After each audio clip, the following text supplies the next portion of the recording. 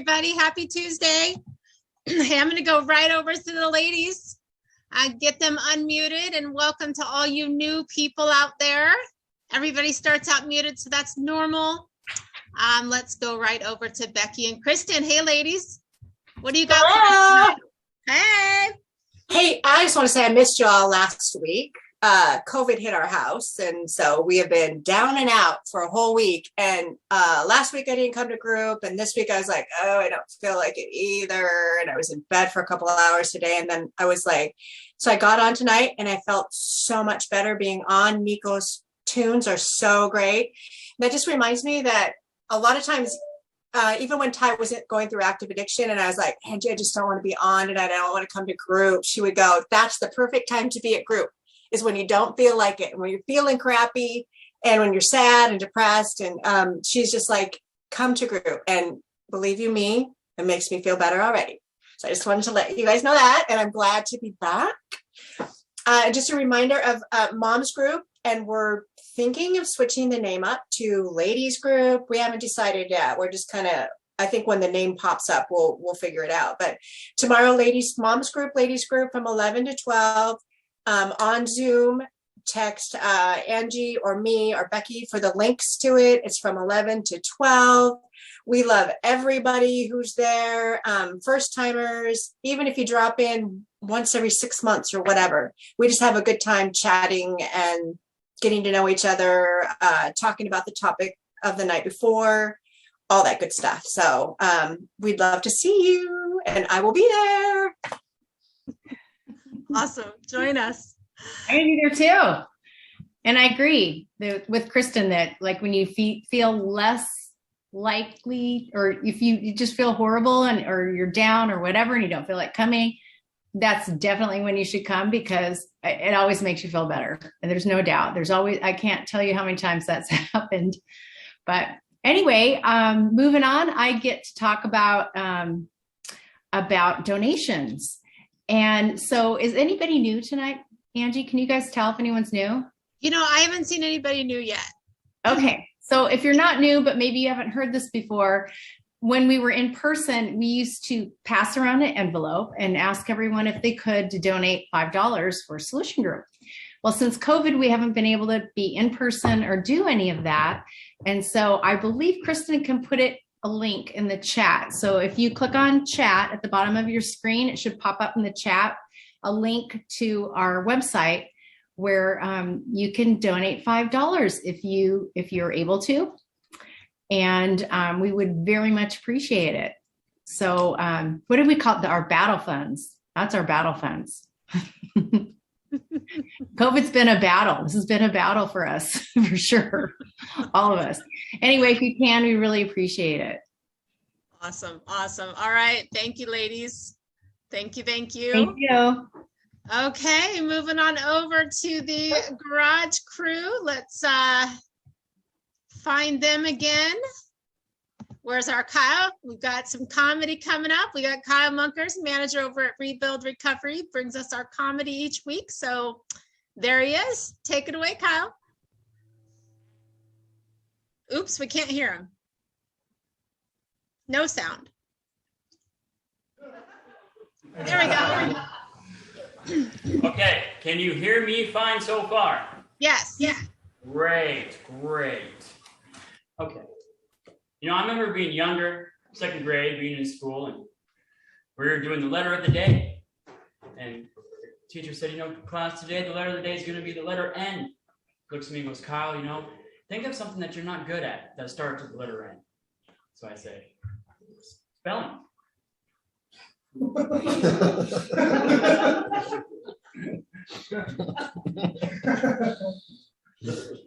Talking with a friend the other day, and the subject of my daughter came up, and he said, oh, yeah, that's awesome. You got a kid, you know, what year is your daughter in? So I looked at him and said, 2022. What year are you in? I saw a microbiologist today. They're a lot bigger than I thought they'd be.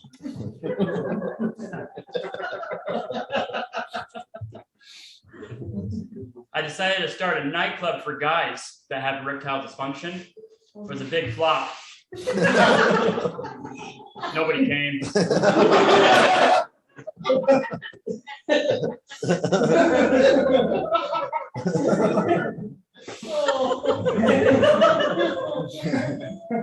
A horse walks into a bar. The bartender says, "Hey." The horse says, "Sure." I told my girlfriend, I said, "Your underwear is too tight and way too revealing." So she said, "Then stop wearing it." I haven't. What did one butt cheek say together? Butt cheek? Together we can stop this shit.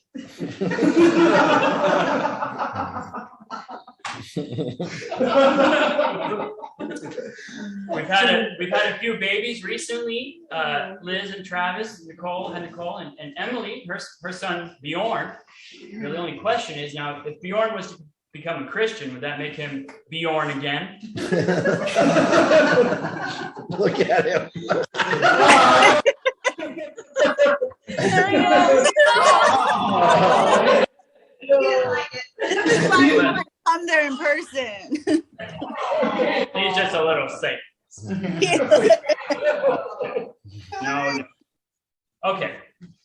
I started a club. It's the passive aggressive club, and the first rule of the passive aggressive club is, well, you know what? Never mind. Do you know the difference between wallpaper and toilet paper? You know? Yes. You do know? Do you know? No. Gross.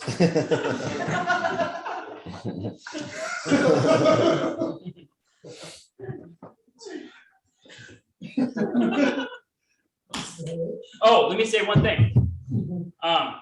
So I just want to, what Kristen said remind me of something that I like to say often. It's very true, and for whatever reasons we tend to forget. And it sounds kind of cliche, but it's true. It's a saying I like to say. Life is a group. Life is a group. What we hear and what we talk about and what is discussed in solutions is not something that is to only be considered and followed during solutions. It's these times during the day on the outside when we're having interactions with the people that we're in relationship with, these people that we have relationships with, and the way we are with those relationships. That is the work. That is the group. Learning from those moments, learning from the feedback that we get from the people around us, learning the feedback from the relationships that we're in. Like, you don't have to find a group because you were already in one. Life is true. Like, that's the time to learn. That's it. I just want to remind everybody that, like, when this group is over, when this solution group is over today, tomorrow it's still solutions group. We still are doing the work, and we still have to improve, and we still have to do better. I just want to remind everybody that life is a group. So. Thank you, Kyle. And us ladies are lucky because we continue on this conversation the next day. We got lucky last week, and we actually had a special guest. We had Art come on to our moms group last week, which was really cool. But Kyle's right. This group continues on throughout the week. So just a reminder again, ladies, please join us tomorrow at 11 a.m. We'd love to have you. So all right, we're ready to move it on over to Art. And let me make sure everybody's muted, and we got you on spotlights, and we're good to go. Mr. Art Dolan.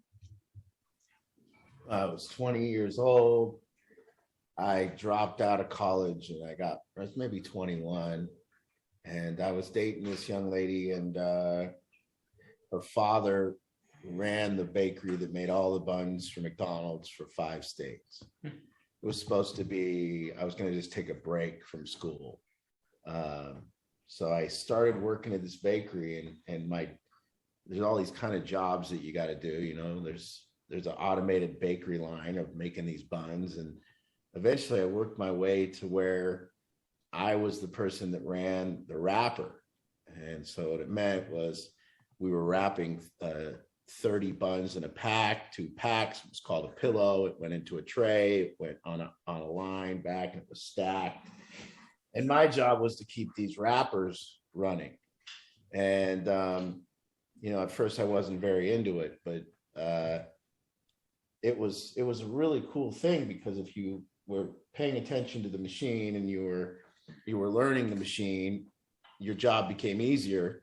And by the end of the day, you could have your thing kind of running like a Cadillac, and it was cool because people would see this beautiful area you had and how smooth you were running it. And you were kind of captain of this whole line, because if you broke down, they had to shut the line down, then shut the oven down. As soon as you shut the oven down and the line down, then the proof box shuts down. When you shut down the proof box, the buns begin to get bigger. Now, if the buns stay in there a little too long and get bigger, it's more difficult to wrap them. So it's a whole big process. And what came about was when something was broke, when I could fix it, there was a lot of excitement. There was a lot of excitement in that opportunity. If somebody else was struggling, and if I knew how to fix something, if I knew how to fix it, I love it when it broke.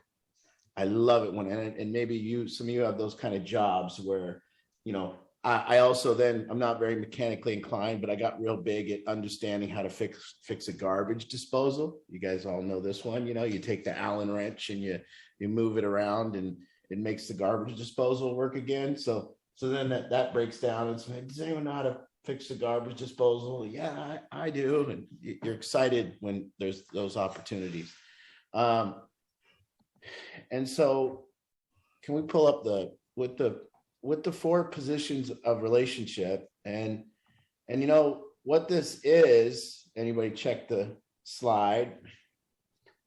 Go ahead and click to the next one.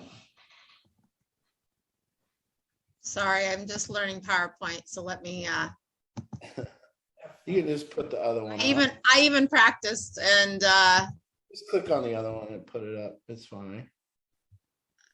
It's the next one. Sorry, it'll take me a minute. It's not working. Just talk. I'll figure it out. Okay. So. Sorry. Okay, there we go. Is that showing? Okay. That's great. Okay. Okay, and so part of what we're saying with these, what this is a technology. So we've been doing this for 10 years, and we're talking openly out into the world, and kind of like throwing all this different kind of improvement stuff out there. But this kind of hones everything in and gives us this thing to improve. And what we're saying and suggesting, if you weren't on last week, is that there is one and two are these positions that we can operate our life from as an initiator, and 3 and 4 are these positions that predominantly people do operate their life from, but are a big mistake. So they're in relation to life, and they're either reacting to it or they're waiting to react to it. And they're in relation to their family members, and they're either reacting to their family members or waiting to react to it. So I'll go back to that story later, but why it's so pertinent to what we're talking about right now. And as you go on, so it seems real clear that in number 2, in this initiator position, that's an optimal position to be in. We all want to be an initiator. We all want to get things done. And we'll rest that for a second and go to these 2 words. There's this thing that goes on around here about accountability. And I don't think you guys are generally, and there's also a fundamental thing that people are talking about with responsibility. And I think we really have a fundamental low level of what our idea of responsibility is. If you ask anybody what a responsible human being is, mostly what you'll get is something to do with paying bills. Mm-hmm. It will get something to do with, I pay my bills, therefore I'm responsible. If you ask somebody what accountability is, and ask them, it'll be something to do with, I'm accountable because I show up. And I say that these 2 definitions of accountability and responsibility are so fundamentally low that they don't even really exist. And as we talk about accountability here, when you guys are talking about accountability, I want to kind of point out that mostly you're talking about accountability for others. And furthermore, what you're talking about is punishment. So when you say we want to hold people accountable, what do you mean? And what we're kind of meaning by that is I want other people held accountable. I want other people. I'm going to show up, and when I show up, when I see somebody else behave bad, I would like them punished. I would like the accountability to be, I want them accountable.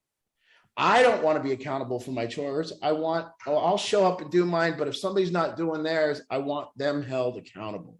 And so, and I want you to understand that as soon as we are talking about other people's accountability, we are no longer accountable. At the moment we begin to speak about other people being held accountable, we aren't accountable. At the moment we want that for others, what we are doing is escaping something in our own life. We are escaping our own accountability. So if we are suggesting that somebody else will be, if they're held accountable, our life will improve, that is not part of the technology that we're talking about here. So if somebody else is held accountable, what will it do for your life? Now, responsibility being something else other than paying the bills, I am a responsible person. Why, if it's not paying the bills, what is it? Well, if I ask anyone here if they could really screw up this group, does anyone doubt that they could really screw up this group? No. There's no doubt that you could really screw up this group.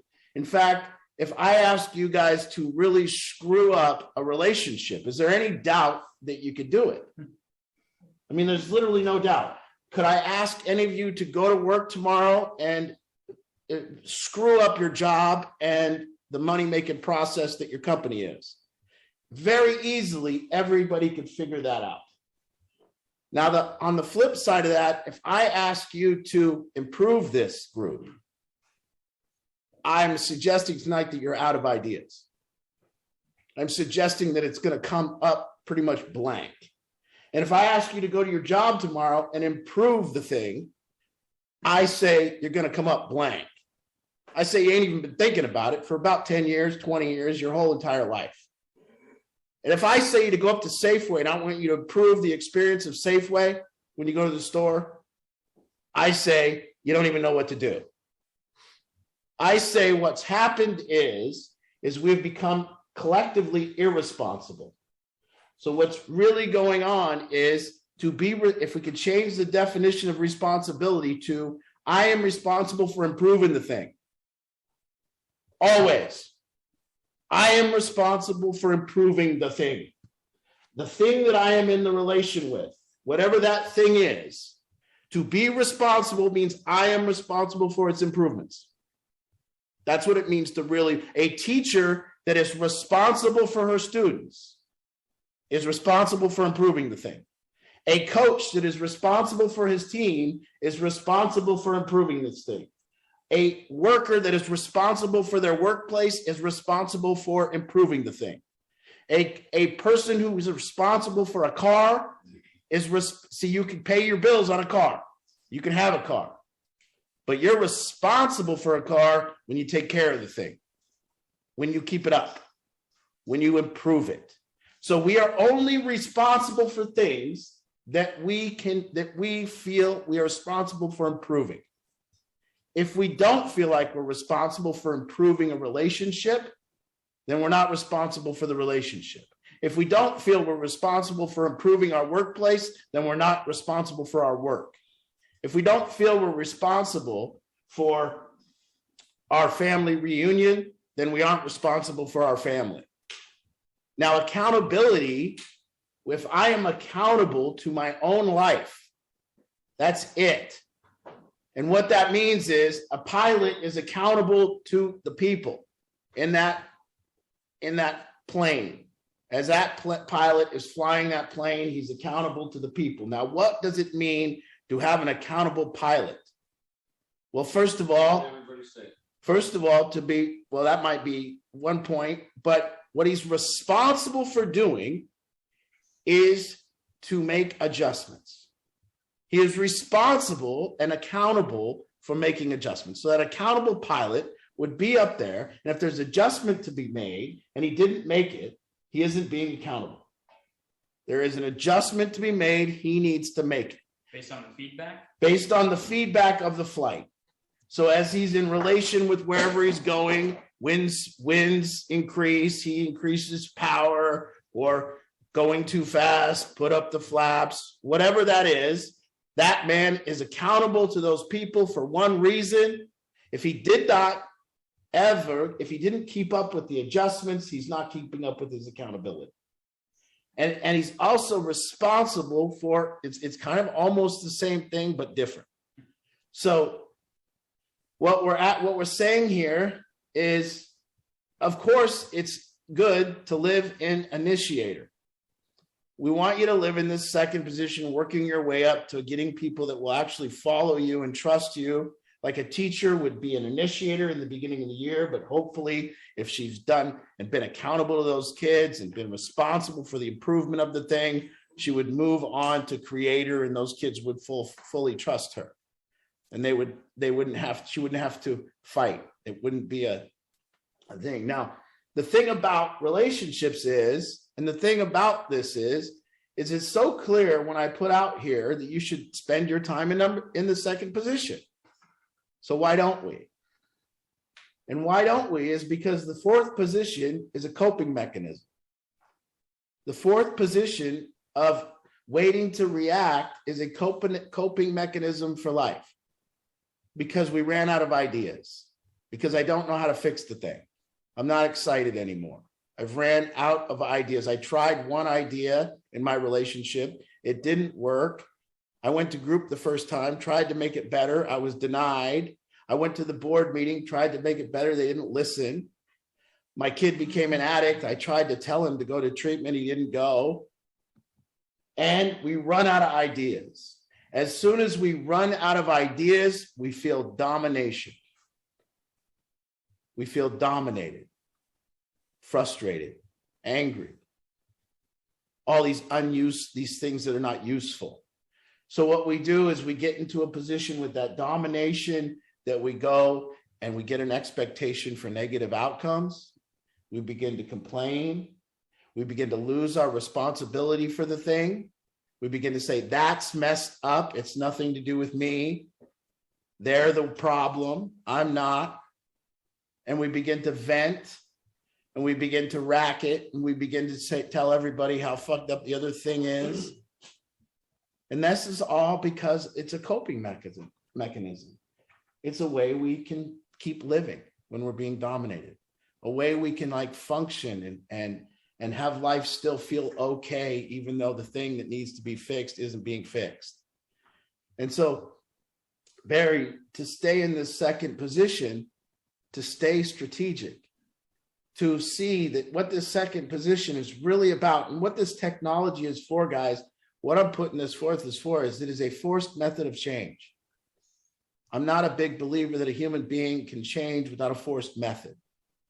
And this, if I just put myself in this second position as an initiator, if I do my life just trying to stay out of reacting to life and then waiting to react to life. And I want to be clear for anyone who doesn't know what it means to be reacting to life. It means to be behind it. It means the other person's doing something and we're always responding. We're always chasing the thing. And what it means to wait to react is that it's gotten so bad that all we sit around doing is waiting for failure so we can talk about how it failed. And whether that's, I've become a person who started going to restaurants a lot and then started seeing that I wasn't having a good experience because of the staff and the waitresses. And now every time I go to a restaurant, all I do is point out the waitress's failure and wait for them to fail. And this is predominantly most people. I started going to Comcast. I went to Comcast. Now I can't wait to go to Comcast to prove this negative outcome that Comcast sucks. On and on and on. And so it is a coping mechanism for human beings that are out of ideas. Why would I go in the fourth position and wait for a negative outcome? Because I'm not excited. You remember when that machine was exciting to me because I knew how to fix it. Now, somebody else had just been dominated by it. They were out of ideas. They'd kick the thing. They would say, it's all fucked up. It's not me. And then me, I would come in with an excitement and be able to fix that. You know, we're always excited to fix problems that we know how to fix. Think about that. We are always very excited as human beings to fix problems that we know how to fix. But we are desperate and dominated when we're trying to fix problems we don't know how to fix. If you've gotten pretty good at fixing a car, you have no problem when it breaks. I know what to do. Let me get my tools. You ever hear somebody say that? I got it. Let me get my tools. Me, I'm screwed. I'm dominated. Oh, here we go again. I'm in the fourth position. Here we go again. This guy's going to come screw me for a lot of dough. That's the fourth position. So, but when I see addiction show up, when I see a family come to me with somebody, oh, I'm excited. I can fix that. I'm an initiator. I'm responsible. So we have people here who've come on here, and you would suggest to me that you're responsible for some reason that you pay your cable bill. Do you know paying your cable bill gets you one thing? Cable.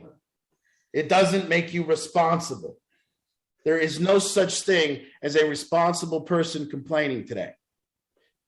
If you complain today, it means that you're not responsible for that thing that you're complaining about. Whatever it is that you complained about, you're not responsible for it. Now, it's fine. I don't live my life in the second position. I'm not here saying that that I'm a person that doesn't go to 4 and a person that doesn't go to 3. I relate with 100 different things all day, and I'm all over the board at where I'm at. I just have no illusions that it will get any better unless I'm in 2. I have no illusions that I can fix something by reacting to it and complaining about it, that it will improve in any way. And I think people are under the illusion if they complain enough, it'll get fixed. I think your mommy did something when you complained enough. And maybe the mysterious fixing it gods came down and fixed something for you. Well, I want to say that what happens in this technology is if you stay in the second position, and a lot of people are going to tell me that goals are important. And I'm telling you, they're not. They're only important for one reason. And a relation, and maybe I could get arguments or whatever. But what this technology says is there's me, and then there's this relation, my relation to going to a restaurant. I'm in relation to a restaurant. I'm in relation to a person. I'm in relation to a group. I'm in relation to experience. I'm going to a ball game. So therefore me. And what it means to be in relation is there's a space between me and it, whatever that is. And what this technology is about is saying this space is here for one reason: my improvement. And the way that we improve, and the way that I'm suggesting that this works, is that you could say that you have to create an intent in your behavior. So when we're talking about a relationship, when we're talking about fixing the thing, what we then look down at is what behavior improvement must I make to fix the thing? What is the adjustment to be made? One thing I see over being here for years, people that struggle do not adjust. They repeat the same shit over and over and over. They never adjust. To be a person, I say the quality of a man is measured by one thing: his ability to adjust. Just because some man has been able to live his life the same way for 50 years and never improve and pay his bills doesn't mean he's not an asshole. There's a lot of older assholes that can't get along with people, that aren't responsible for their relationships, that have made it. We'll get there in a second. So what I'm suggesting is this is a thing that people come to me and they want to improve. And I am saying this is the way. Look at what you're in relationship with, set an intent for your behavior, and the only thing about the relationship is that it creates the space to do the improvement. That's it. The only thing about the relationship with you and the goal is that, and I don't call it a goal, I call it an outcome, And my problem with goals is it seems to be the people that make them and set them and achieve them never mention to me the ones they failed, first of all. And they brag about achieving goals as if that makes them a better human being that doesn't achieve goals. And if I make a goal to make 10 grand and I get there, does anybody give a shit? No. Nobody gives a shit. If I make a goal to lose 30 pounds and I achieve that and I brag about it to everybody, guess what? Truly, in the hearts of others, they don't give a shit. They might clap. They might say they do, but they don't.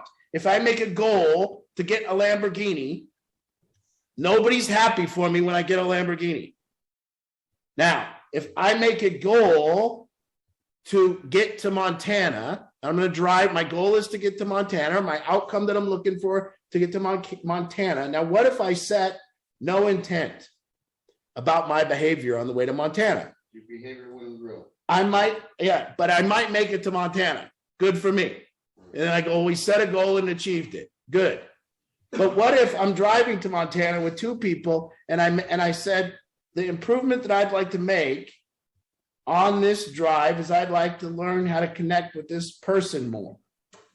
Then on the way to getting to Montana, going to Montana would be totally irrelevant, whether we get there or not. I could then actually not get to Montana, but achieve my intent by just driving and getting to know this person. So our outcome or our relationship outcome or whatever we're in the relation with is only a reference point that gives us space. If I'm in relation to going to the store and I say, well, I'm setting a goal, I want to go to the store and get all my groceries and I want to get home quickly, that ain't shit. I can do that, but that doesn't make me anything.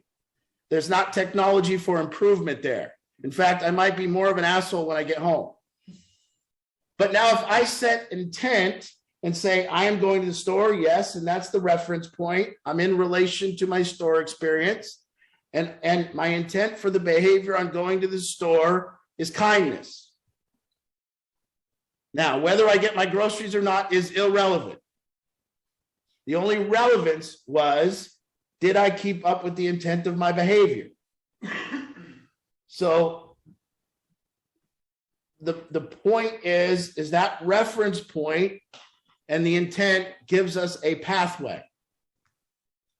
Without that intent, my suggestion to people is on your relation with the store, on your way to Montana, you will be about two things. And we've looked into this. Human beings are about two things when they don't know what they're about. So when a human being does not know what they're about, when there is no intent in their behavior, we have a default, and it's called looking good. And worse than looking good, it's called not looking stupid. And the second thing human beings are about is justice and fairness, not getting screwed. So if you say, I'm going to set a goal to go to Montana, you will jump in the car and your family will be about looking good and not getting screwed on the way to Montana. If you set a goal to go to Safeway, watch out. I'm just going to Safeway to get my groceries. You will be about looking good and not getting screwed. When you have a reference point and you say, here is this point, and I have an intent, for instance, my poker practice right now is improved massively. And the reason is due to the fact that every day on my way to the poker room, I've set the same intention. Humility. Now, I'm not talking about humility, humility being something like, nice to people or keep my head down or not be. I'm talking about humility not being a thing or a trait, but humility being a strategy, humility being useful. Like the way Floyd Mayweather boxes. The way Floyd Mayweather boxes is with humility. It's a useful tool that he uses, meaning you don't see him swing wildly. You don't see him lose to aggression. You see him protect himself when he could probably even knock the guy out, but he doesn't. So we're talking about developing things with this intent that are useful. You know, a while back, I figured out anger isn't useful. When I figured out anger isn't useful, I no longer stay angry. That doesn't mean I don't get angry. It means I never stay angry because there's no use. So humility being useful. So what I'm suggesting is that these things, watch out, because you might be humility to look good. You might be practicing humility to look good, which isn't humility. So what I'm laying out here is that every time, and I hate to, anytime people have set this goal and achieved it, I am suggesting that did not, it might have, but I'm suggesting that didn't make you a better person.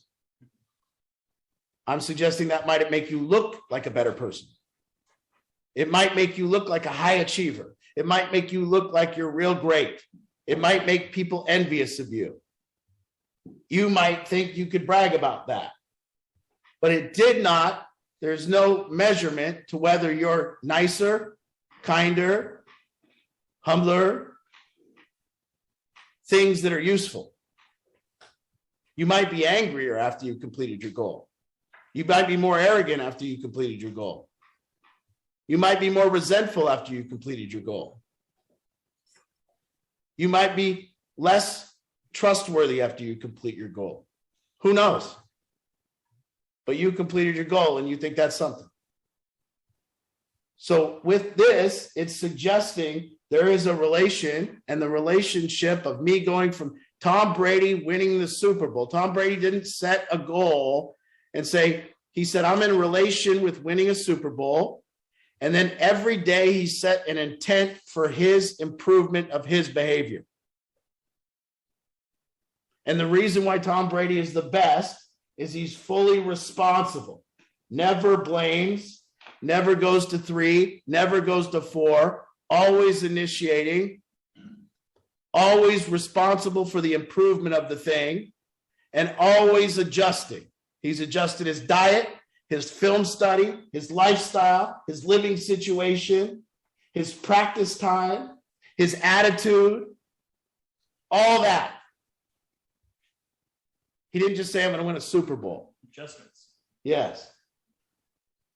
So we are in relation to things, and the technology is the purposes of relation is the improvement of us, not the improvement of us circumstantially. Not I got a car, I got a house, I got 10,000, I got a job, I got 20 pounds less. Not circumstance improvement, useful improvement. Things that make us more calm, things that make us more strategic, things that make us more effective at things that are adjusted. People looking at us, not you saying I've changed because I got a new car, but somebody else going, wow, watching this person's growth is amazing. Watching how they handle life when it doesn't go their way is amazing. Watching that person criticize them and have them just take it. Watching somebody apologize is amazing. Watching people make up for things is an amazing thing to watch. Watching you guys take criticism and saying, let me get on that and make the adjustment is amazing. Watching you achieve your goals isn't. It's not amazing. You got a car? Congratulations. I'm not amazed. There's no substance to it. There's nothing to it.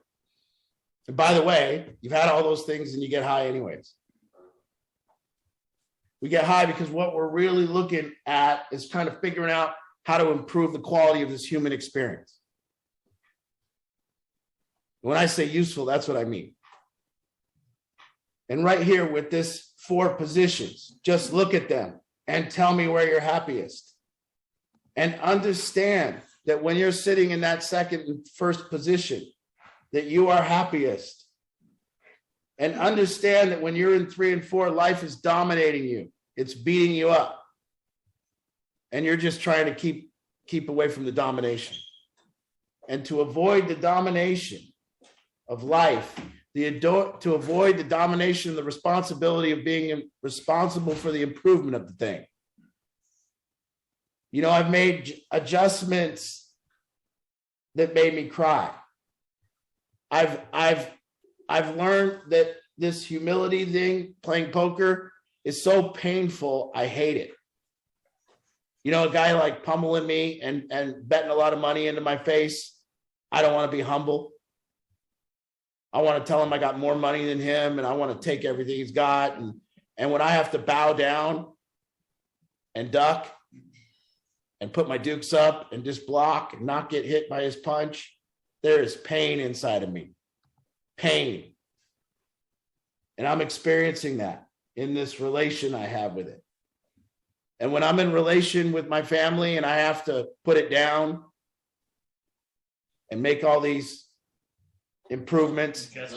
Now, just the other thing about being responsible for the relation is the other thing might perchance need to improve. It might. There might be a chance the other thing needs to be improved. Yeah, you're responsible for the improvement of the other thing. And what that means is you might have to improve your behavior. I have a disrespectful kid. Well, you might have to act more respectful. Imagine that. But you will not be able to combat a disrespectful kid with disrespect. Just imagine that. I have a kid that lies. Okay, why is he lying to you? Well, I never told, he probably found your weed stash and you never told him you smoked weed. Probably found some things that were incongruent that he felt okay rationalizing lying to you. Or maybe not, but you need to look. Maybe you didn't tell him, maybe you hid life from him. Something, look. But when I'm responsible for the improvement of the thing, now I'm responsible for the improvement, and everyone is here asking me, hey, I'm going to bring you my kid. I want you to be responsible for the improvement of the thing. That's what you're asking. Please be responsible for the improvement of my kid. So we know it's possible. And we know that we can do that. And the thing about it is there's an understanding of really reminding you that when it says, I want to be responsible for the improvement of the relationship, that you possibly might be out of ideas. And look at that. Now, that doesn't mean because you're out of ideas that you don't search for ideas. It means you're just out of ideas. But stop suggesting that the other thing is wrong and complaining about it and blaming it just because you're out of ideas. Say you're out of ideas. But the thing ain't wrong. The thing is what it is. It ain't wrong. It is what it is. It needs improvement. So you're either responsible for that or not. So as it's been kind of unfolding here, really seeing that a relation is only a space between, and that space is only there for my improvement and for me to improve it and for me to play. It's the playground. So between me and relation or whatever it is that I'm relation with, that's the playground of life. That's where it all happens. Now, if you're not there, that means you're not on the playground. You're somewhere else. You're covered up. You're dominated. Not adjusting, not responsible, and out of ideas. It's the playground like the court. Yeah, I like the court. You're avoiding the court. You're avoiding the court. And you're too good for it. You'll come back to the court when that other thing fixes itself. I'm done with that thing. I'll be back. I'll be back when it improves. in the meantime, I'll be over here telling my friends what a piece of shit it is. So what is, I'm gonna go and touch back on the accountability. So I guess as a silver meeting house, when we talk about like holding each other accountable, Mm-hmm. we should, instead of holding each other accountable, or rather than holding each other accountable, we should just hold ourselves accountable, and then therefore everybody would be accountable because everybody's holding themselves accountable. Yeah, well, how much, when I tell you guys to hold each other accountable, there's only truly one way to do that. I don't care what words you use, what punishment you try to use, how you try to speak to somebody. You can't. You can't. There's nothing you can do. So it was a setup from the start. But the only way to truly hold someone accountable is to behave better. And the accountability level raises with each person's behaving better. If there is 9 airline pilots living here, would we have to have them hold each other accountable? Probably not. Probably not. Instead, we have this flawed system where really what's going on is a focus on other people's accountability in absence of really looking at the holes in our own game. And so when I say hold people accountable, what it means is become the type of person through your work here that would later on hold somebody accountable. And when you got here, you couldn't have walked here. And that's kind of what people do when they've been here a while. Through their behavior, they become more of somebody. I remember you were part of the thing when you first got here, and somebody went into the store and stole a bunch of stuff.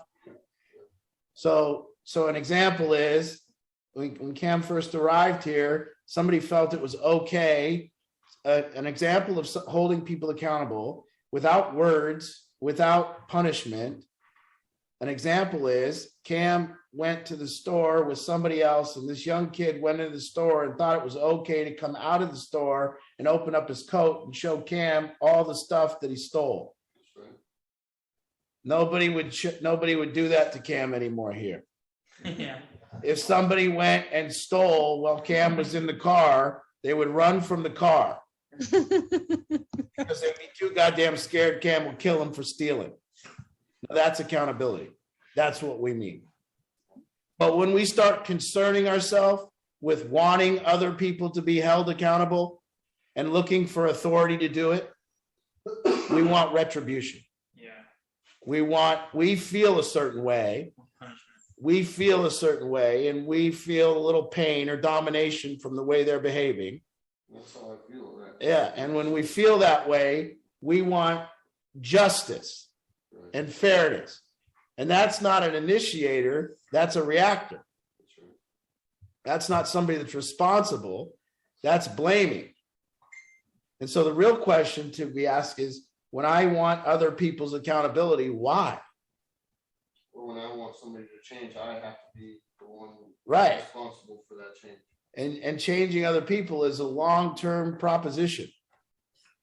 It's not a short-term deal. But I also have to ask myself, really, do I want this person to change? Right. And the answer, Didn't mean that much to you.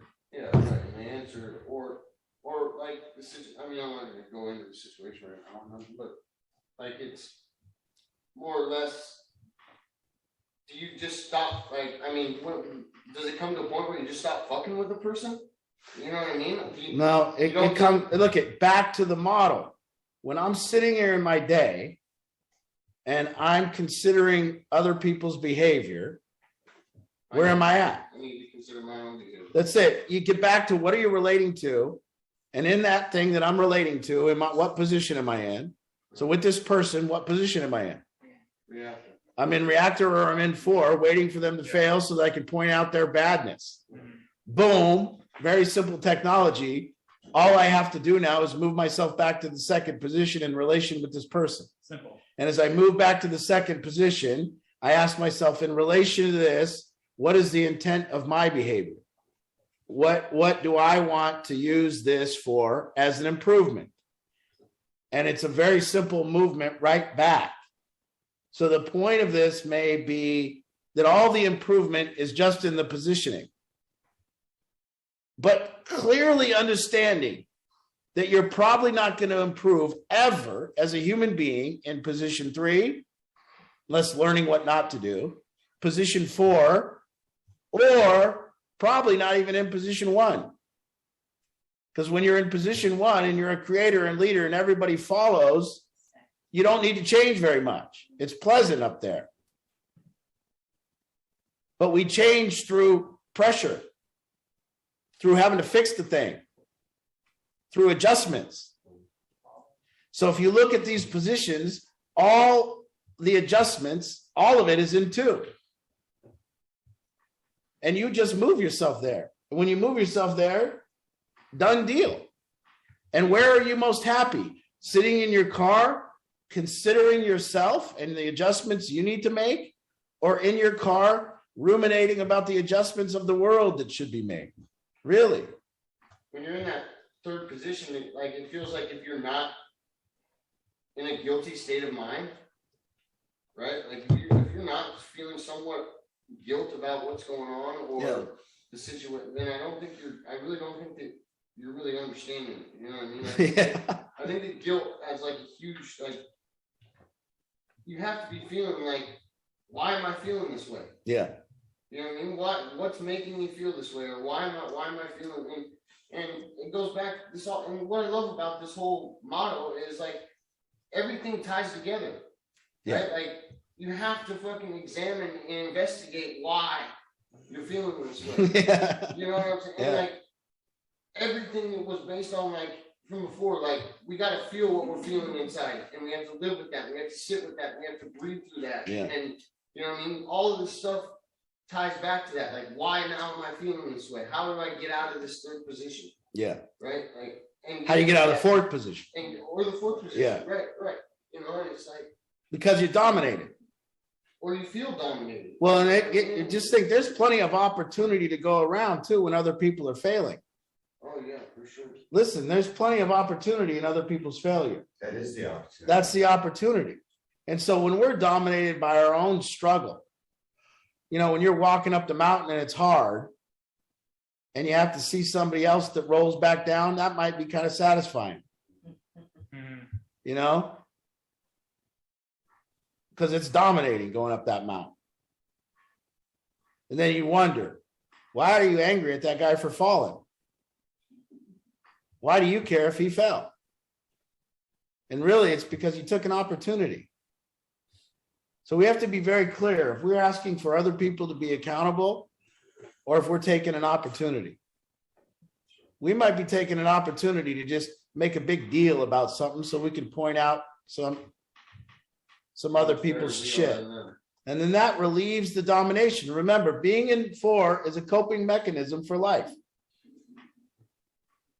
Being in 4 guarantees that the person is dominated by life. It guarantees that they have forgot how to make a difference in their own life. And they've defaulted to looking good because the coping mechanism is, I am failing in life. Don't look at me. Don't look at me. I'm a victim.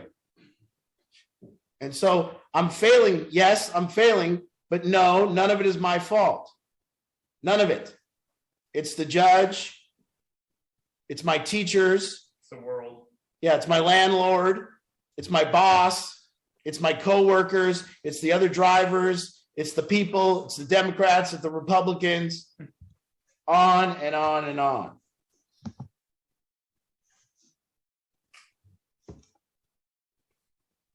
And that's what's going on in our world. What's going on in our world is, in absence of knowing how to fix the thing, both parties don't know how to fix the thing. So because they're dominated, they've moved to the 4th position. And now all they do is vent, complain, piss and moan. And they all think they're responsible human beings because they show up, they're accountable, and they pay their bills. They don't even want to fix it. But they're neither of those things. They're not accountable for the adjustments of our country. And they're not responsible for fixing the thing. Their only new coping mechanism is to blame the other people.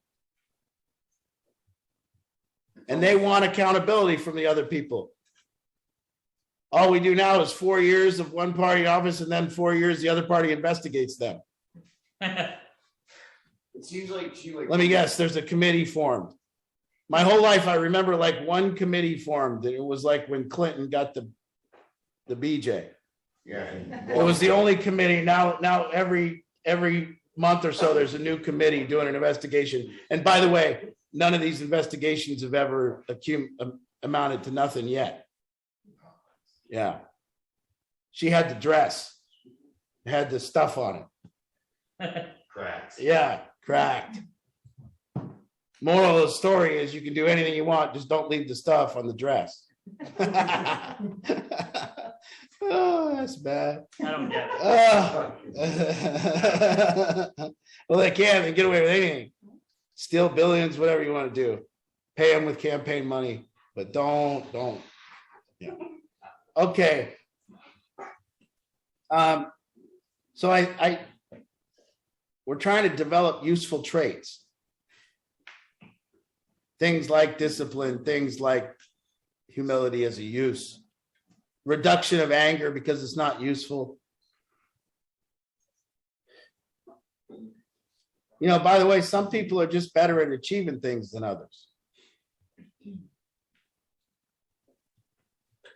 You were just talking about like, so you're saying like all these people are like step in 3 and 4, right? And like instead of like being an initiator, they're just waiting for someone else to fail so they can, right? Yeah. So just say that they're it seems like there are people trying to initiate and create like in the large group or aspect of things, but there's so many stuff in 3 and 4 that like the initiation doesn't take place. Yeah. It's like, now that was what I was talking about earlier today with everyone, and that's that you have to pick your spots here. You're going to be in relation with 100 different things in a day. So you have to pick your spots. You're going to have to choose one of the relations or two to work some shit out in to start with. Don't just say, oh, I'm going to relate with so-and-so and work on this. I'm going to relate with so-and-so and work on this. And with my relation with so-and-so, I'm going to be working on this trait. And with this one, I'm going to be working on this one. No, it's like right now with my wife, in relation to my wife, I'm working on this one. One thing at a time. One at a time. Maybe we can take on two. But imagine trying to do this throughout your day with all your relations. You just can't do it. Well, maybe it's even possible too that by doing the work with the one, the other one's already solved at the end. You know what I mean? By doing the self-improvement with one relationship, You've developed that trait. Right. Right. All of a sudden you're there with the other person by doing the work with someone else.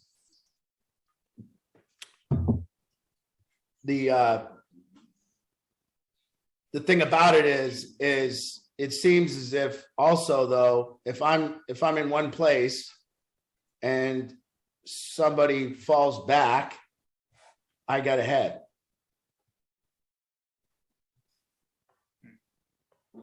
You know, and that's kind of like not good. That's not a good way to think, though. Right? Yeah, well, that's kind of how we think around here. Like I've done nothing. I haven't done anything for my recovery. I haven't actively put anything into play today. I haven't actively put anything in my recovery into play yesterday. Haven't actively put anything in my recovery today or tomorrow or the next day or last week. But somebody else gets high, and for some reason, I feel more comfortable in my recovery. For some reason, I feel like I am doing something and they're not. But I've done nothing. But yet, it would be like if you just have some money and you're not doing anything to make any money, but you have some money and then somebody else goes broke. I win. Okay, we could go with questions tonight. Let's do it. Okay, let's do it. Yvette's got a question in the chat. Yvette, let's get you up on the screen. She said, isn't there a level of accountability that allows for growth and learning? Thanks for just throwing me right in there. Oh, No, you're fine. there's feedback on your thing. It's called hot flashes. Sorry, I'll turn the fan off. Pretty much everywhere. Okay, is that better?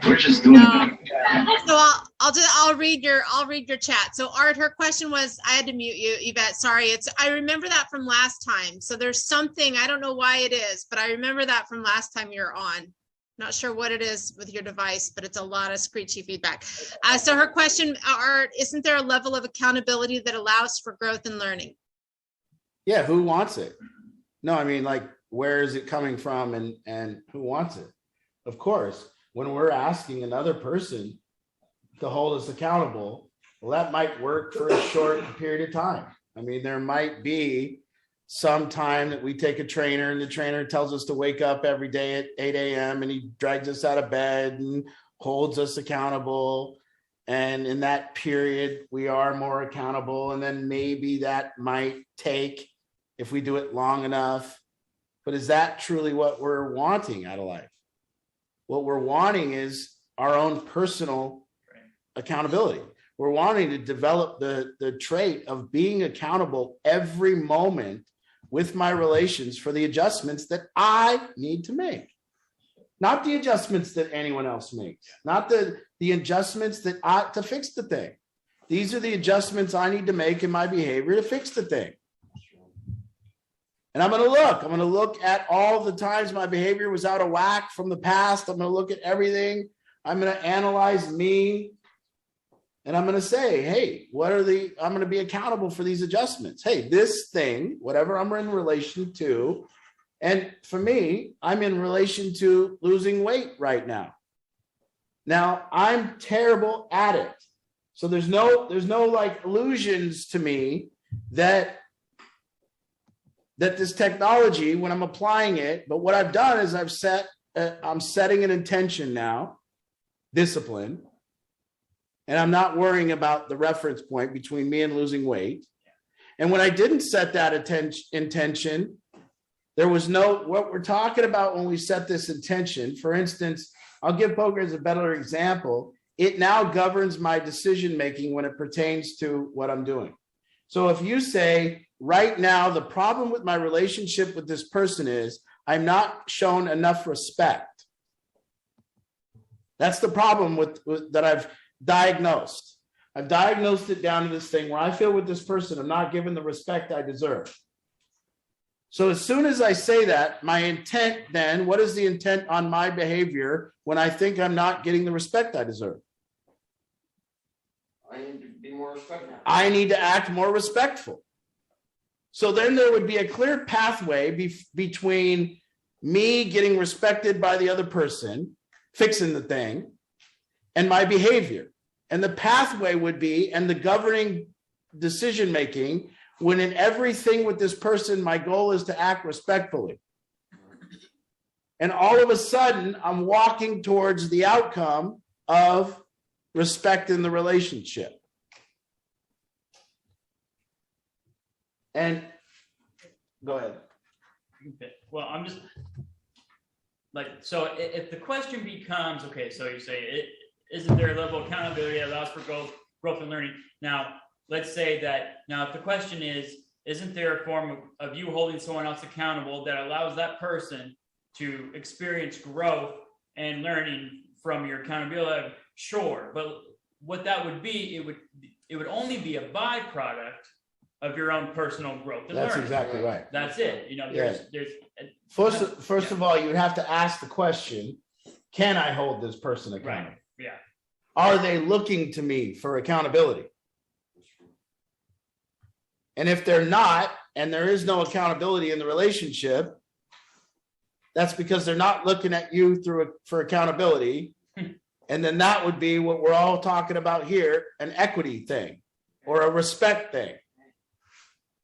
Kind of take it back to teachers in school. Remember your best teacher. That best teacher was responsible for you. That best teacher was respectful. That best teacher commanded your respect. Now, your poorest teacher said things like this: keep behaving poorly and I'm going to call the principal. Yeah. That was the teachers that sucked. Now, the teachers that were good never mentioned calling the principal. In fact, they were kind of commanding a respect above the principal, and they understood that if they said they had to bring in the principal, it would weaken them. And the teachers that were good never wrote the rules on the board. And the teachers that sucked wrote the rules on the board. You know, a teacher sucks, you just go in and it says Mr. M, and then it says the rules. And then you go, he sucks. Guaranteed. And he just gave a roadmap to the kids on what to do. Yeah. Break all this shit. I'm not powerful enough to stop you. What strategies do you use? We still haven't had the rules for rebuild recovery yet. Imagine if you came here and I went, just want to hand you the rule book. You might need some toilet paper. She's got another question too then. Okay. Okay, but can accountability be self-care, standing up for self, and wanting respect from those in your circle? You can want it all you want. But as an initiator, do you have it? And the thing is, staying in the second position. And in the second position, it's just a simple question. Do I have the respect in this relationship or not? Yes or no? No, I don't. Okay. Now look at you. Now you can say I don't have the respect because it's the other people and the way they behave, but it just don't get us anywhere. And you can say it 150,000 times. They don't respect me. They don't respect me. They don't respect me. They don't respect me. And yet they still don't respect you. And the only thing that makes people respect us more is our behavior. That's it. There is nothing else. And to tell people to respect us more actually does the opposite. You should respect me. Somebody says that, we don't. Yeah. I know I should, but you don't behave well enough. I've watched you. Some incongruency is there that's causing a disrespect. You're not lining up. If I wanted your guys' respect, but you found out I was cheating in some way, no matter what I said about respecting me, you wouldn't. You've had to look in every corner at what people do immediately is look for the reasons not to respect people. Especially when they ask for it. Yes. The first thing we do as human beings is begin to break down somebody's respect level. That's what we do. See, you take a new manager at a company. The moment he walks on the floor at that company, he's got a full sheet of armor, full armor, and he's got respect. And then he systematically gets breaking down until he doesn't have it anymore. Because the workers are like piranhas. And everything he does wrong is a chink in his armor. And so he takes 5 minutes on lunch. Boom, disrespect. He took 5 minutes too long. We got his ass. He parks his truck over 2 spots.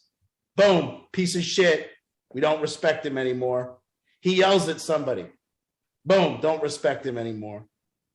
To earn people's respect, you want to really come do something, come earn these guys' respect.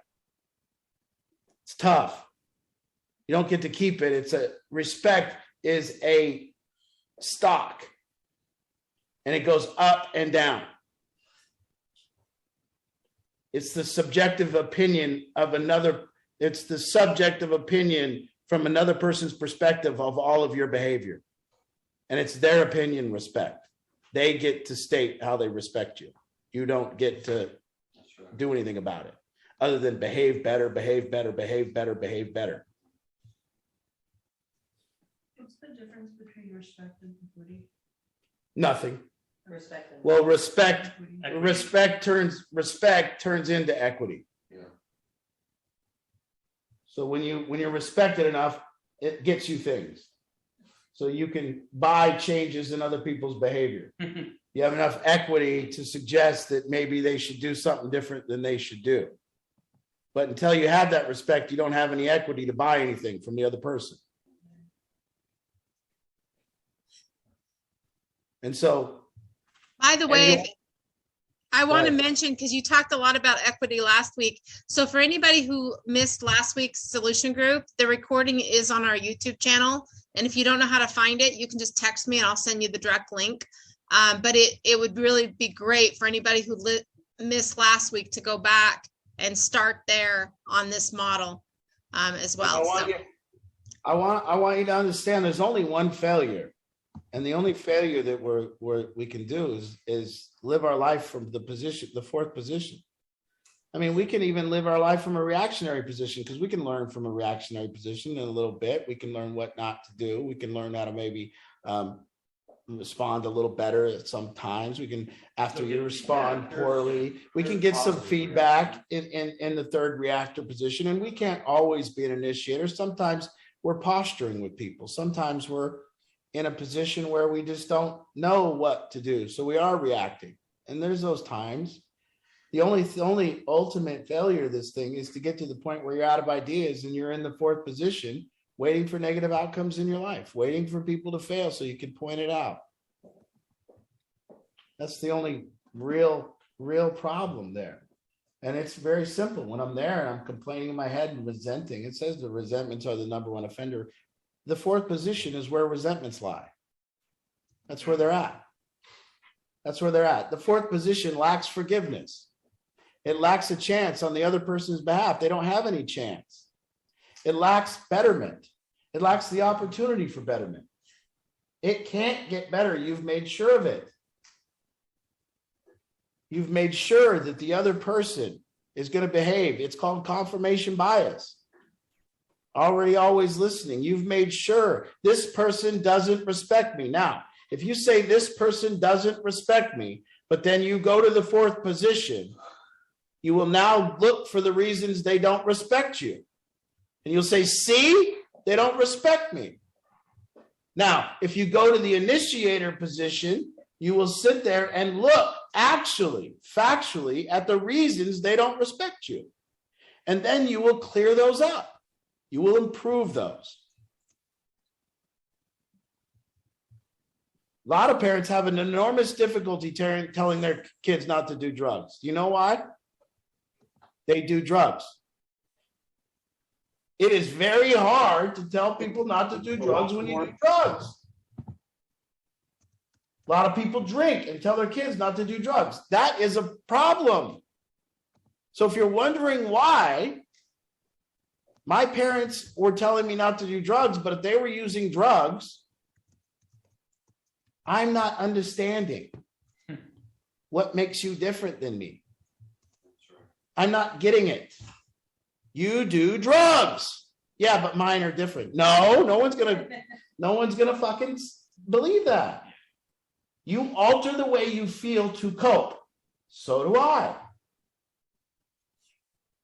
So if you want, and that's fine if you do drugs, but I'm just saying, understand that you lose respect and equity in the argument against drugs. Don't speed in your car. Well, if you're going to suggest that, you better not speed. It is pretty simple. So we look in the second position, we look at what the things are that are incongruent in our behavior. I can't tell people to do the dishes when I haven't done the dishes. Yeah.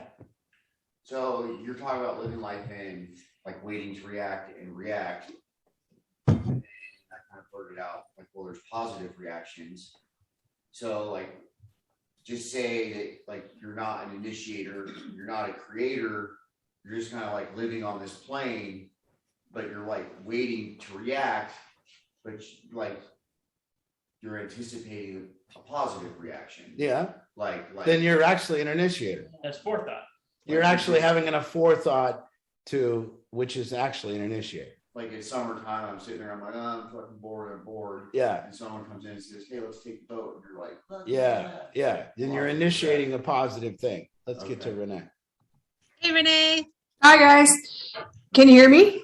Yes. Hi. So I was wondering if I was looking at Yvette's comments about standing up for yourself and everything, and I was wondering if you've if you are out of like ideas on how to initiate and everything, and instead of like being in there and being in the fourth position, like you're sitting there waiting for somebody to fail or prove you right at whatever their shortcomings that you think that they have. Instead of doing that, like jumping off of any of those positions and just going on with your life. You know how you said like improve your life or whatever. So you just lead your life the way that you believe in your heart is correct. You know, whatever your morals or whatever, you just walk your life. And then the people that aren't like meeting you, or I know you say you can't wait for that, but I mean, the people that, like, let's say there's some behavior that you're not happy about with somebody else or whatever, and you've initiated as much as you can, you run out of ideas, you get off of the bandwagon for a while, right? And it's not like you're abandoning them, but you're walking your walk, and you have higher expectations. So you're not gonna accept that behavior at that level. So you just live your life. And then is that like being an initiator, like being an example for them to come and meet you there? Or like, I would say one, there is going to be a question of honesty there. I've done this game with a lot of people. So I say, name a relationship that you've moved on from that doesn't bother you anymore. And then immediately what will come to mind for people is a relationship that they moved on from that bothers them. And so if it to be very honest about whether this bothers you or not. And I think that would be the first step to say, does this bother me or not? And if it bothers you and you can't let it be, then you're in the fourth position. And you're not going to be able to, you're going to be hoping, I've moved on. I've initiated with this person, but they're going to fail. I know it. And I'm just going to move. And otherwise, then you wouldn't have to move on. Right. See, obviously, there's some unsatisfactory behavior that you believe to be detrimental. Right. And now you're going to suggest to me that you're going to move on from unsatisfactory behavior that you believe detrimental, and you're going to move on without a confirmation bias. You're going to say, people that behave this way, it seems to be that it turns out this way for them. Mm-hmm. And what I'm suggesting is that you will be waiting for it to turn out that way for them.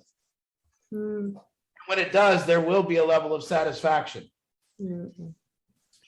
So I think there may be, and I don't know. Then why aren't you just happy staying in the relationship? Because why would you have to move on? Well, because of like what Yvette said, like the feeling that you're not getting, they're not even trying to be, or they're incapable, or they're blind to the fact that they're not.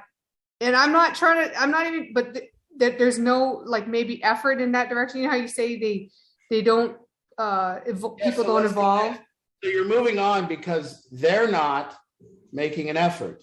You're moving on because they're not trying. They might be, but it's not the same. It's not the same place that maybe I might be, you know. And if that is a situation, you know how you have said that, you know, you wouldn't accept that treatment from a man or certain relationships. There's other people in my life that I've come in contact with that, you know, they're just not my kind of people. And I don't have anything necessarily negative about them, but I don't run with them because they're just not my kind of people. Is that acceptable? Like, not like it's garbage. First of all, where it's acceptable or not is not up to me. And second of all, whether you move on, that's not the point. The point is, are you an initiator? Well, in the sense that I'm going to walk my walk and I'm going to live the way I think is honestly. Okay, so that's a strategy that you're initiating. Yeah, that's how I feel. Yeah. And you believe that strategy will fix the things that's wrong with the other person. Well, I'm not sure, but I'm not sure. And I'm not even sure if maybe my perspective is broke. I don't know. But the fact that we don't jive in the same, you know what I mean? Like, let me go back here, and I'm going to be hard on you, Renee. I'll just be hard on you. Yeah. What are these ideas that you've done that you're out of? Oh, which I could go on forever, Art. Okay, no. As it went back, if we could go back in the model, and I'm saying to every kid here, if you want your parent to improve, and I'm suggesting to them, if you want your parent to improve, then what you would have to do is in the relationship between you and your parent, you would, one, have to be responsible for that relationship, for fixing the thing. Two, you'd have to be accountable for the adjustments that you've made as a human being. So my question is, in this relationship, what adjustments have you made as a human being that you set an intention for? And because of that intention, regardless that the other human being has changed, you improved dramatically as a human being because of that intent. And you did that. And what was the behavior that you intended to change that you thought was lacking? On my behavior, you mean? Yes. What was the behavior on your part? Now, I'm working on what comes out of my mouth, out of nature, because the way I was raised or whatever. So I watch what, I guess, the things that I say that are my expectations and not somebody else's. So I'm trying hard, Art. Like every time something comes out of my mouth, I'm like, okay, is that something I want? No, but what do you think is missing? So the thing about it is that she says there's something going on in the relationship with me and this person. Something's missing. Something in me is missing. Whether that is respect, trustworthiness, the assumption. And I'm just saying, if we're in the initiator position, from that position, if a school teacher was teaching your kid, and then the school teacher came to you and said, here's all the things wrong with the kid. And what I'm doing is I'm moving on. Because here's all the shit wrong with the kid. So I'm moving on because that's all that's wrong with him. And then we asked the teacher, we said, what have you tried? What improvements have you made as a teacher to get through to the kid? And she goes, well, I tried talking to him. And now I'm moving on. We wouldn't believe in the responsibility of the teacher. I mean, is there a place where, like, let's say I am a teacher, okay? And let's say I have a class of 30 kids and 28 of them, the class functions perfectly fine. And there's 2 kids that consistently interrupt the class or whatever. And for the sake of the rest of the ship of the class, I just say, you know what? That's not acceptable. You can't come in my class and do spit bombs. Now, in the 28 kids, how are you going to improve as a teacher? They all do what you say. Not always, but I mean, they're gonna engage with me. You know what I mean? And then there's 2 kids that refuse to. But again, in the technology that I'm putting forth a model. Now you can argue anything you want. I'm saying the merits of the model. Look at the model. So if I say, look at the model, and I say, now, if 26 kids listen to my teachings, do what I say, follow my lead, and 2 don't, where is the area of improvement for me? The 2 that don't. It's obviously only area of improvement are for me to go to these other 2. Now, I'm not saying that you won't end up dominated. I'm not saying that you won't end up out of ideas. I am suggesting that if you look at the model, you will end up improving if you keep yourself there. If you stay in the fight, if you don't leave, if you keep focused on what behavior I can change now. And I've been here, I walk what I'm talking here. So, and yeah, do I get dominated? And do I go to 4 for a minute with some of these kids? Yes.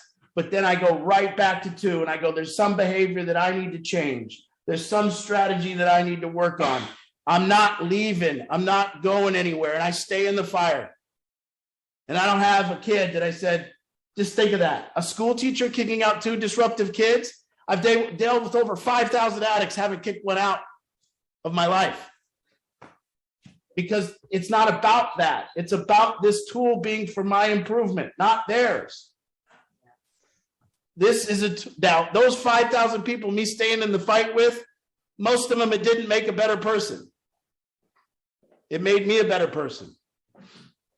That's the technology that we're suggesting here. I'm not suggesting don't walk away. I'm suggesting if you do want to improve as a human being, self-improvement, that the area of self-improvement lies in the relationship between you and the difficult relationship. That's where the area of self-improvement lies, between you and the difficulty. It doesn't lie in the relationship with you and your friend that listens to everything you say. It doesn't lie in the area of you and going to the mountain to be at the mountain where the mountain is pleasant. It lies going to the mountain when the mountain is freezing and you got to wear a coat and you got to protect yourself and you got to fight. That is where improvement is. Yes, So and I'm this not- part right here, this timestamp right here at like 8:30 is for like this 3 minutes. This is what has to be replayed over and over and over for anybody that's stuck out there. This is the part, because you could be so stuck on something that was 20 minutes ago that you didn't just hear this 3 minutes, but this is the part that needs to be rewound an hour and 33 minutes in. and let me mention, art is not a mark. This isn't about being a mark. Art is not that in this. And so that's the hang up, I think, with moms. Not a punching bag. Yes, and moms freeze, moms get clouded and stuck right here, because that's the piece that isn't understood. He's not saying that you remain a mark.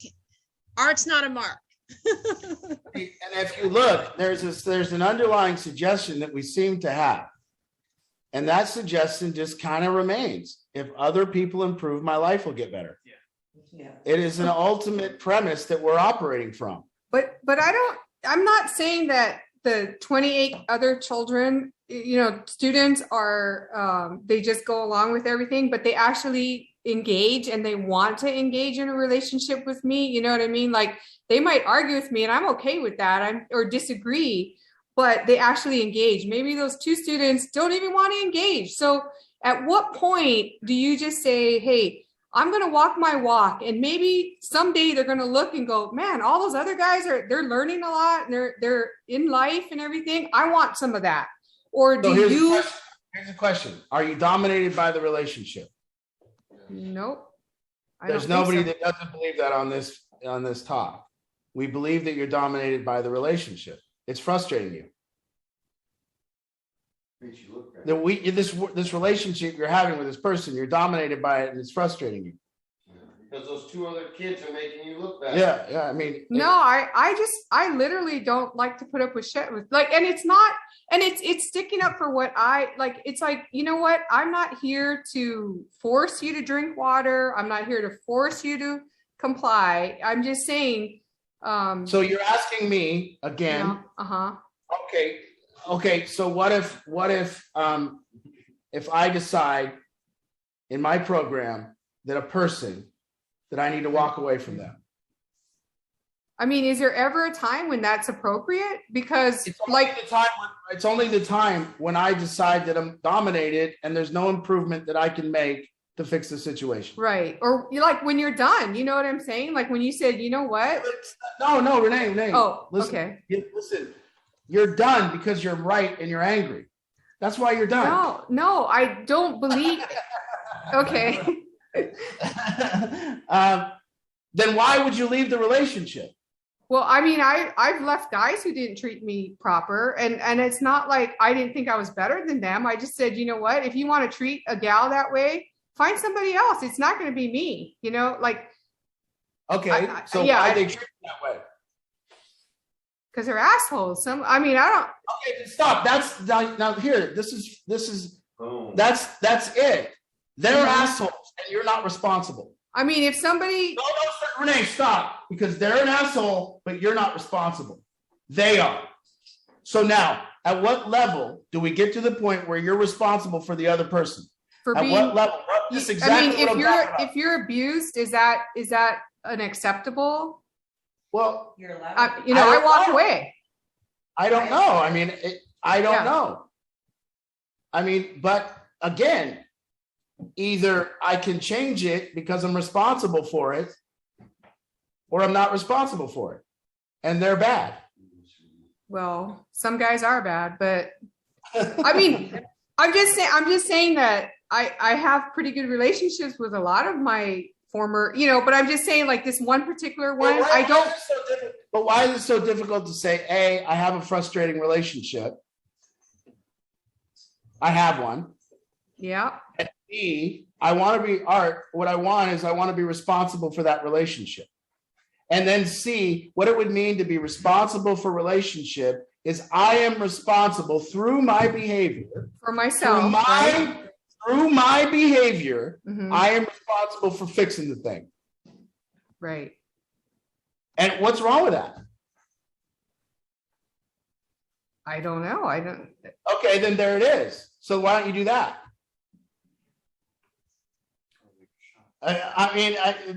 That's it. So there's either that or I'm not responsible, so I'm leaving. Well, and it's not leaving and shutting the door. It's when Now we have people here that aren't responsible for the relationship with their mothers, their fathers, their parents, their coworkers. How many relationships do you get to leave? How many? How many? How many bad people do you run up against that you're just going to leave the relationship? And I'm not, I just want to point out, this is a beautiful way of saying, just look at the model, please. Study it. Study what it means to be responsible for the relationship. Study what it means to be accountable. It means I must adjust. That's accountability. Truly to be accountable, I must adjust. Secondly, to be responsible means I change the behavior that fixes the thing in me. This behavior change in me sparked a behavior change in them, and boom, responsibility. And that's power. And powerlessness is when I'm at a point where I'm dominated and there's nothing I can do and I got to leave. And I don't buy it. I think that when we do that, we get resentful of the other person. And I find it very hard to walk away from a relationship and not be resentful. I find it impossible. In fact, I don't really have one relationship that I've walked away from and I don't resent the person. Or I wouldn't have walked away. What you used to talk about, like the space between like you and whatever it is you have a relationship, like a person, right? And you can't go like 80% and then have them go 20% to meet you. Like, Yeah. You can't go 50-50. Like you gotta cover. Well, then you're 80% responsible. Kyle. So there's one thing that I want to say. I think if we go deep enough and we look truthfully, I honestly don't think it's possible to ever be at a point where you run out of ideas. Because if we're following the model, what we're doing, and we're initiating our own intent within the relationship, what's going to happen is the relationships that we have these dominations with, there's always going to be feedback in those relationships. And as long as there is feedback, you can never run out of ideas. There's always something in you, a complaint that you may hear about you or whatever it is that you can improve upon. So I don't think it's even possible, really. I don't know. I haven't been to a point yet where I've experienced a moment where I've run out of ideas. Right. In a relationship. And the point of the relationship stops becoming the other person's change needing to happen. That's right. That stops becoming the point of the relationship. And what starts becoming the point is this person giving you the space to make these improvements that you need to make.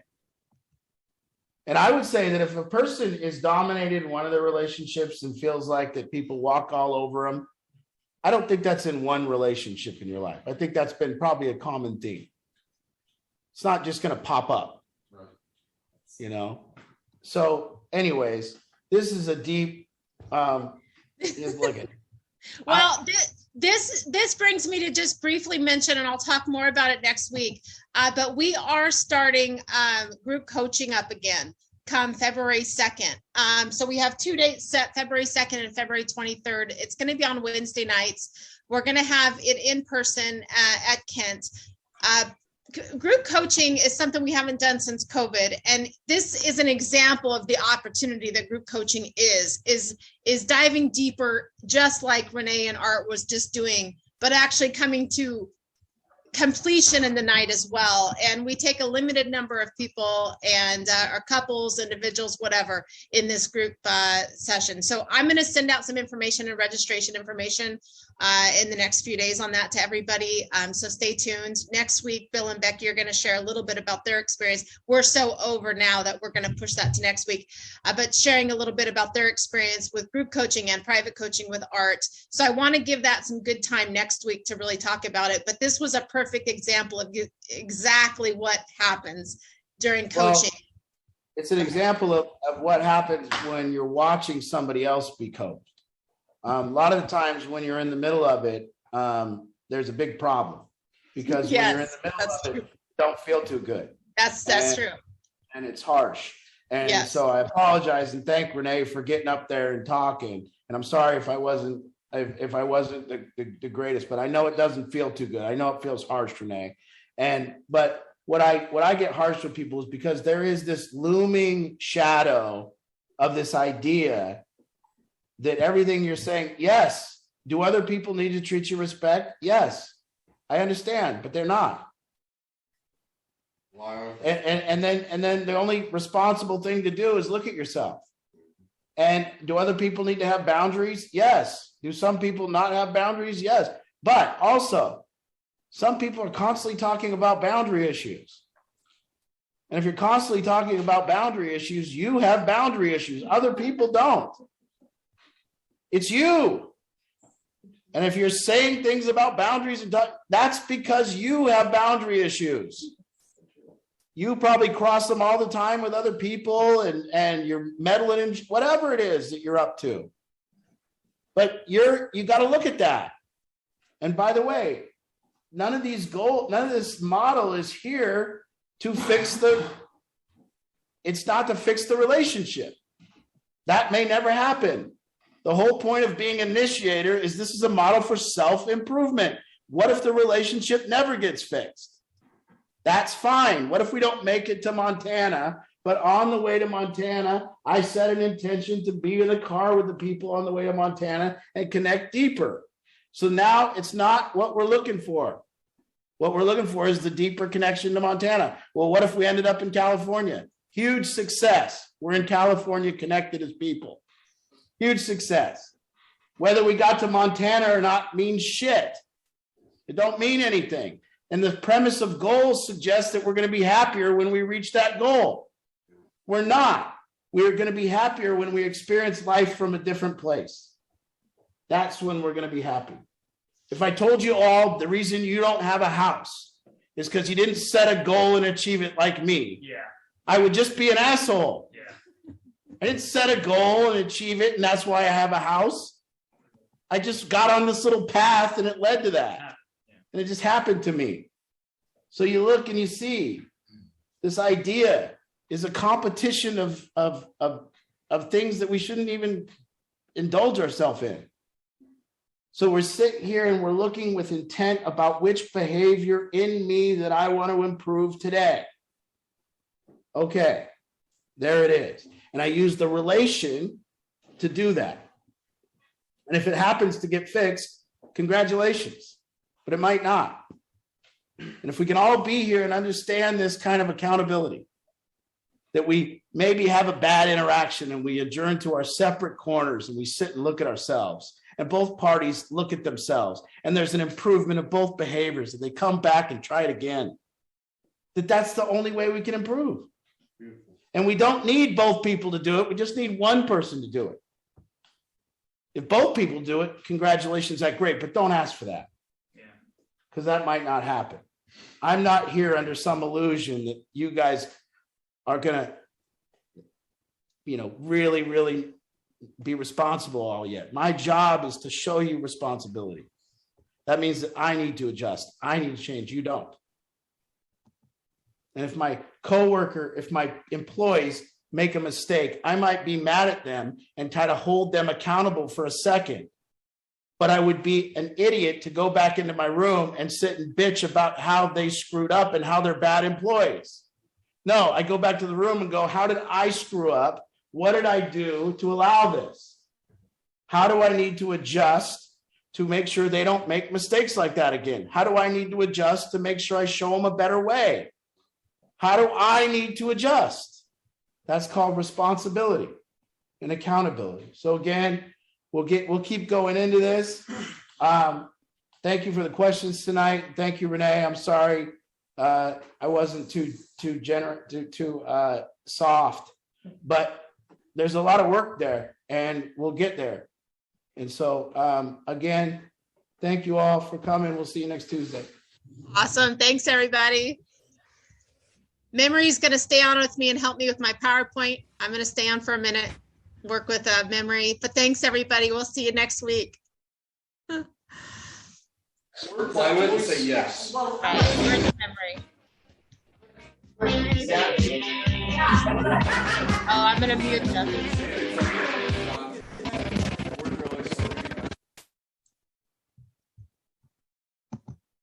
All right. Hey, Memory, let me try this. Can you unmute yourself?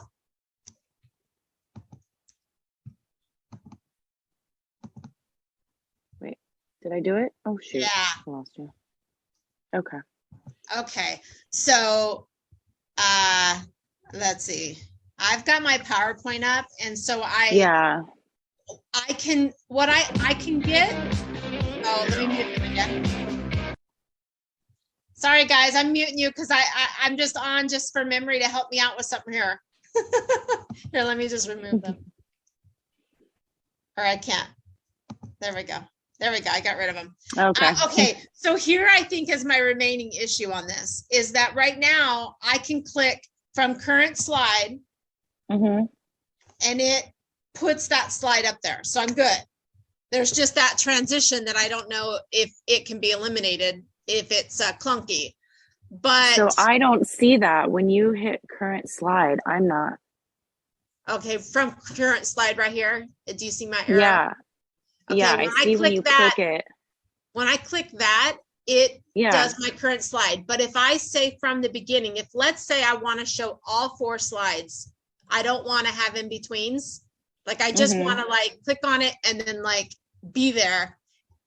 There's no option. So right now I did that. There's no option to like when I'm not in Zoom and I'm just on my PowerPoint, I practiced it earlier and I understand how you go from slide to slide because down in the left-hand corner, there's a little play button or whatever, or forward button. When I'm within this Zoom, there's not.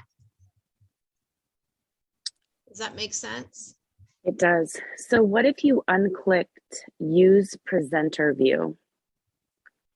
See under in that option where it says monitors. Yes, let's try that. And you unclicked that. Okay. And then you from beginning. Ah, there it is. Yep, that's it. There you go. Okay. There we go. So see All right. now on the left, I can go don't. There we go. Yep. That's what I needed. Yep. Okay. Okay. Okay. That's what I thought. I was like staring at your screen and I was like, there's just got to be like a button somewhere. I'm like, what does she have clicked that shouldn't be clicked? And then I was like, I think that's it. So. Thank you. And Tracy was helping me. Oh, there's her thumbs up. Thank you, Tracy. Both of you were messaging me. So yeah, very good. That solves it. So very good. And then this is going to be so fun because this is my first time even using PowerPoint. So like, I can't believe how easy it was to do it. I'm shocked because it gives you the ideas. I'm like, yeah, I need ideas. So I'm like, I'll pick this one.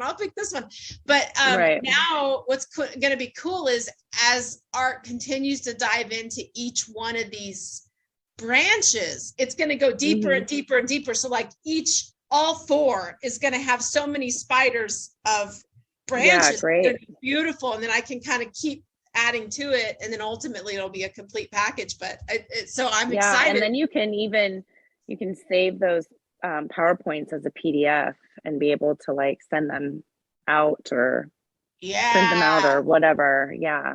as Yeah. learning tools. Hmm. Cool. Well, I'm excited at how easy it is that it does it for me. It's like, wow, this is cool. I can handle this. Okay, cool. Thank you for your help. Appreciate You're welcome. it. Thank you, Tracy. No Thanks, problem. everybody. See you Bye. guys next week. Oh yeah, mob. I like that too, ladies. I like the mob. Even though it's moms of battlefields, we can, because I was like, lob, that doesn't sound as cool. Mob sounds cool. We'll just have to clarify. Mom, I do like it too. Moms of battlefield, but we'll just always clarify it's for all ladies. So we'll see you tomorrow. All right. Bye.